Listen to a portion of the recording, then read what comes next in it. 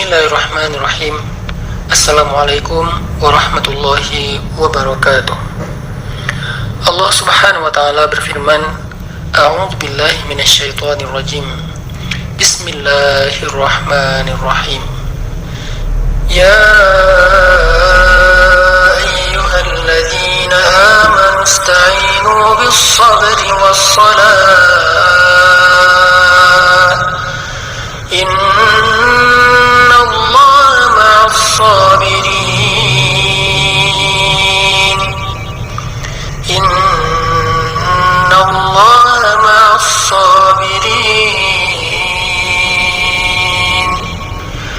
Wahai orang-orang yang beriman, mintalah pertolongan dengan sabar dan sholat.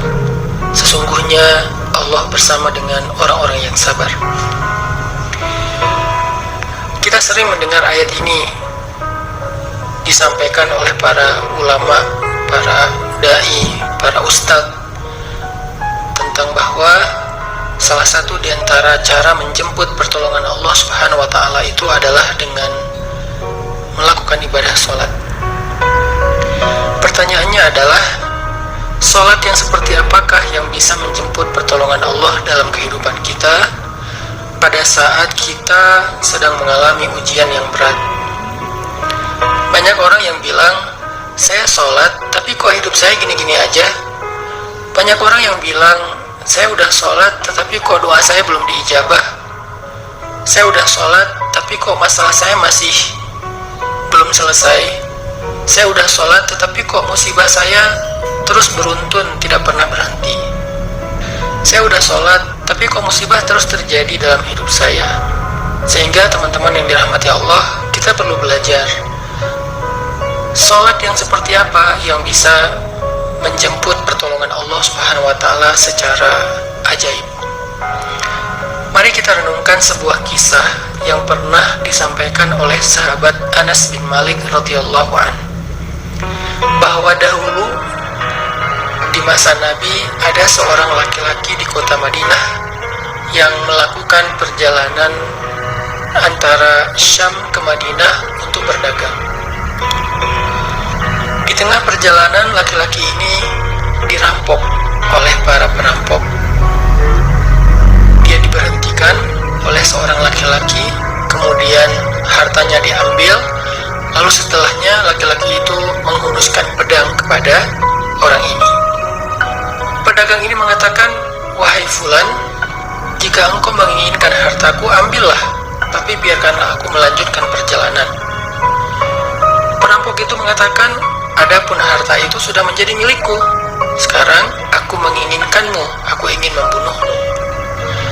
Merasa tidak punya pilihan, akhirnya pedagang ini mengatakan, wahai fulan, jika engkau ingin menyakitiku, membunuhku, maka lakukanlah. Tetapi sebelumnya, berilah aku kesempatan untuk melaksanakan sholat 2 rakaat.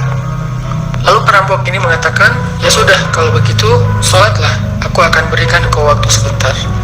Maka pedagang ini pun mendirikan sholat dengan sholat yang sangat khusyuk. Di dalam sholat, laki-laki ini setelah membaca Al-Fatihah, dia membaca sebuah ayat di dalam surat An-Naml ayat 62. Apa ayatnya? Dia membaca kalimat, Amman yujibul muttarra idza da'ah, Amman yujibul muttarra idza da'ah wa yakshifus su'a wa yaj'alukum khulafa'al ardh a ilahum ma'allah a ilahum ma'allah qalilan ma tadhakkarun. Bukankah dialah Allah yang memperkenankan doa orang yang dalam kesulitan apabila dia berdoa kepadanya, dan menghilangkan kesusahan, dan menjadikan kalian sebagai khalifah di muka bumi? Apakah di samping Allah ada Tuhan lain yang patut disembah atau dimintai pertolongan? Sedikit sekali dari nikmat Allah yang kalian ingat. Shadaqallahul Azim. Teman-teman yang dirahmati Allah SWT, inilah ayat yang dibaca oleh pedagang tadi ketika dia sholat 2 rakaat. Dia membaca kalimat ini dengan penuh penghayatan dan perenungan. Dia mentadaburi ayat ini. Amma yujibul muttarra idza da'ah wa yakshifus su'. Bukankah dialah Allah yang memperkenankan doa orang-orang yang dalam kesulitan dan menghilangkan kesusahan? Dia menghayati ayat ini.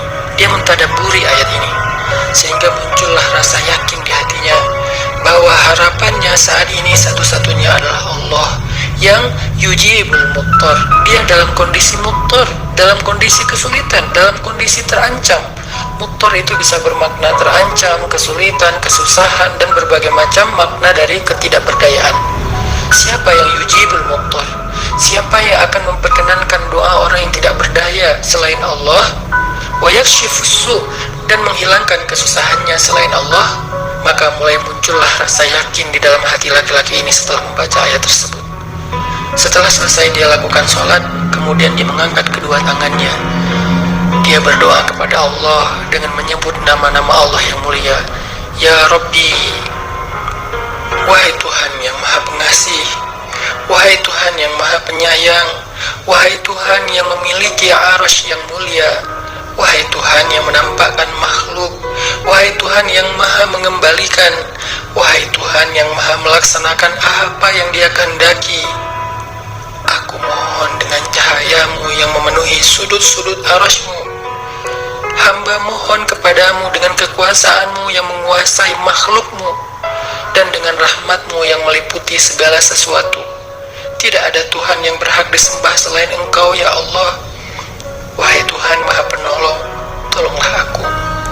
Laki-laki ini berdoa meminta kepada Allah dengan menyebut kebesaran Allah di arasy, menyebut cahaya-cahaya yang dimiliki oleh Allah yang meliputi arasy-Nya yang mulia. Tiba-tiba setelah selesai berdoa, muncullah seorang laki-laki dengan pakaian hijau bercahaya. Dia mengendarai seekor kuda berwarna abu.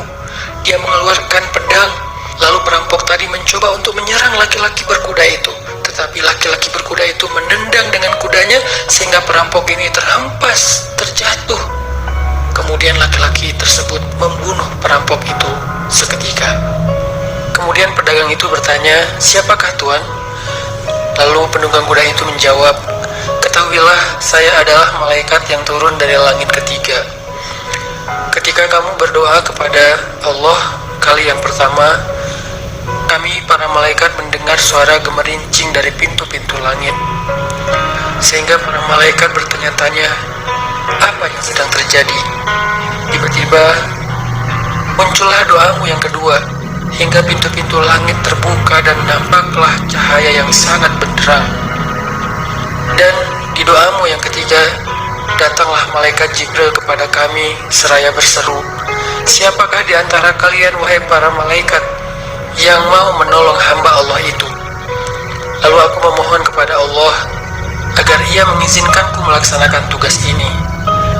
Wahai hamba Allah, ketahuilah, barang siapa yang berdoa dengan doa yang engkau baca tadi ketika dalam kesedihan, penderitaan, dan dalam keadaan sedang susah, maka Allah akan melepaskannya dari kesedihan dan akan menolongnya." Teman-teman yang dirahmati Allah SWT, itulah salah satu kisah tentang keajaiban sholat seorang pedagang yang dengan sholat itu Allah Subhanahu wa Ta'ala mendatangkan pertolongan yang luar biasa dalam masalahnya. Pertanyaannya adalah, apa rahasia sholat pedagang itu sehingga Allah mendatangkan malaikat khusus yang menunggang kuda berwarna abu, lalu malaikat ini membunuh perampok yang ingin mencelakai pedagang itu? Salah satu rahasia dari sholat pedagang itu, kata para ulama, adalah dia melakukan ibadah sholat dengan ihsan, seperti yang dikatakan Nabi tentang bab ihsan, anta'budallah ka'annaka tarah fa'in lam takun tarah fa'innahu yarah. Ketika engkau beribadah kepada Allah, seolah-olah engkau melihat Allah. Jika engkau tidak bisa melihat Allah, maka yakinlah Allah melihatmu. Di sini Nabi mengajarkan kepada kita tentang sholat yang terkoneksi langsung dengan Allah Subhanahu wa Ta'ala, terkoneksi dalam yakin dan iman sampai seolah-olah kita melihat Allah. Artinya ketika kita bisa sholat seolah-olah kita melihat Allah, lalu dengan kondisi seperti itu kita meminta pertolongan Allah dengan penuh keyakinan, itulah sholat yang mendatangkan pertolongan Allah. Atau kalau kita nggak bisa membayangkan bahwa kita melihat Allah karena itu memang sulit, maka yakinlah Allah melihat kita dan itu pasti. Artinya bahwa Allah itu pasti mendengar kita, melihat kita, dan sedang menunggu apa yang kita butuhkan. Maka orang yang bisa melakukan sholat dalam keadaan benar-benar seperti sedang bertemu dengan Allah, lalu dia meminta pertolongan Allah Subhanahu wa Ta'ala seperti pedagang tadi, maka sholatnya itulah yang disebut di dalam Al-Quran wasta'inu bis sabri was sholah, sholat yang bisa mendatangkan pertolongan Allah Subhanahu wa Ta'ala. Semakin sering kita melakukan sholat dengan ihsan, benar-benar seperti bertemu dengan Allah Subhanahu wa Ta'ala. Kalau kita nggak bisa ngerasain bagaimana cara menghayati kita melihat Allah, yakinlah Allah melihat kita.